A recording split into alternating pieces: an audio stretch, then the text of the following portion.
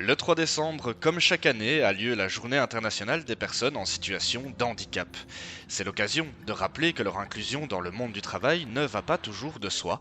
Leur permettre de travailler dans des conditions de travail adaptées, c'est précisément le but des entreprises de travail adaptées, communément appelées ETA. Sur le territoire Wallonie-Bruxelles, Travi est l'une des plus grandes d'entre elles, avec 335 travailleurs porteurs de handicap. Nous avons rencontré l'un d'entre eux, Charles-Louis Langendries, qui nous fait un petit tour du propriétaire. Donc ici on est dans un local où on fait de la fabrication de vélos. Donc le vélo vient juste le cadre du vélo qui arrive et Ramon et Bruno sont les deux spécialistes de montage. Donc ils montent les guidons, les roues, les moteurs. C'est la totalité du vélo. Ici on fait du conditionnement si tu veux. On prend 3 produits, on met 2 plus 1 gratuit je pense. Et après, on met 2 paquets de café brun et 2 paquets de café rouge dans une boîte. Les grandes boîtes sont là. Donc, c'est ça qu'ils font, quoi. Ils mettent des étiquettes dessus et tout ça. La question de l'inclusion des personnes en situation de handicap, c'est une problématique que Marwan Boufdan connaît bien. Permanent CSC à la centrale Bâtiment, Industrie et Énergie de la CSC, il est en charge des entreprises de travail adaptées en région bruxelloise. Alors, la politique pour la personne handicapée, c'est une matière à laquelle la centrale a depuis de nombreuses années été conscientisée. Donc, ça se joue à plusieurs niveaux. Ça se joue en entreprise, donc d'ailleurs entreprise devant laquelle on se trouve là maintenant, avec les délégués, dont j'ai le travail d'assurer la coordination. Ça se joue au niveau sectoriel, donc au niveau de la commission paritaire.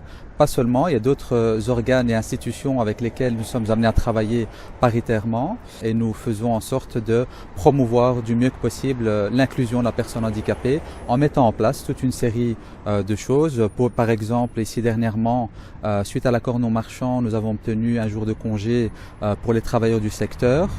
Au niveau national, en interne à la CSC, où nous avons d'ailleurs très récemment voté une ligne de force qui mettait en place vraiment l'inclusion de la personne handicapée. Un des travaux aussi qui est essentiel ici dans le secteur, c'est vraiment de faire en sorte que les travailleurs moins valides, donc travailleurs en situation de handicap, soient encadrés du mieux que possible et que nous mettions tout en place pour qu'ils soient dans des conditions optimales pour pouvoir exercer leur travail en tant que travailleurs moins valides. Ce sont des travailleurs qui nécessitent une attention particulière, un peu plus même que dans des secteurs dits plus traditionnels. Et c'est vraiment un travail qu'on fait au jour le jour que de pouvoir faire en sorte de faire ce suivi qui est beaucoup plus spécifique pour les ETA. Dans mon mandat syndical, le moment fort qu'on a eu, c'est dans les années 90 quand on a obtenu le salaire garanti pour tous les ouvriers. Encore ces dernières années, on a pu obtenir les chèques repas, les jours d'ancienneté. Bien entendu aussi avec les permanents et tout ça, ils se sont battus pour les primes de fin d'année, pour les augmenter au fur et à mesure, qui est très bien. Si tu devais donner un conseil à des nouveaux délégués syndicaux, ce serait lequel ? Continuer à défendre les gens, comme les délégués à l'heure actuelle. Écoutez-les surtout, parce que c'est des personnes qui ont besoin d'être à l'écoute, qu'on les écoute tous les jours. On a des problèmes avec des ouvriers et on leur passe des coups de fil pour eux, à leur avocat, à leur médecin et tout ça. Alors je dis à mon nouveau groupe qu'ils fassent la même chose avec tout le monde.